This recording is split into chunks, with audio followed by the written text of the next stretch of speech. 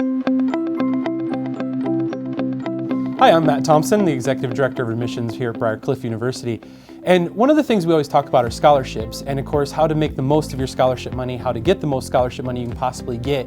And one of the things we always start with is telling students and talking to you guys is make sure that you don't rule any school out because of the cost of money. You know, it's one of those things where it comes down to you got to look at what you want to do, where you want to go, and that money side is something we can work with you on. Now, as we're talking about the money and as we're looking at things, the big thing for scholarships is you need to apply early. And the thing when you're applying early is you need to watch your deadlines. As a senior, you're starting your senior year, you need to be thinking about deadlines beginning in December. Most schools anymore have moved their scholarship deadlines up to December.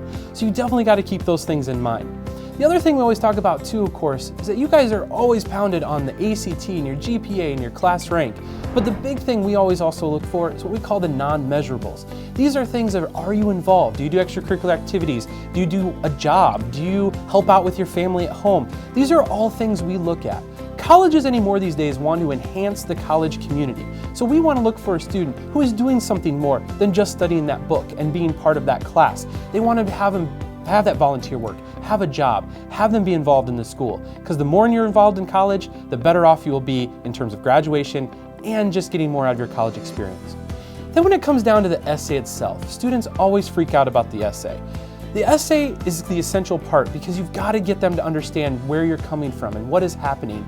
And the thing is, the hook that you need to provide for the letter of the essay isn't anything that you always have to talk about how you overcame this obstacle or you climbed this mountain, to achieve it. If you have those stories, those are great.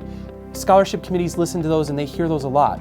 But the other thing scholarship committees like to hear is maybe you absolutely love what you want to go into. Maybe you discovered it when you were 10 years old and you said, I'm going to do this and this is why. Tell them that. Give them that hook.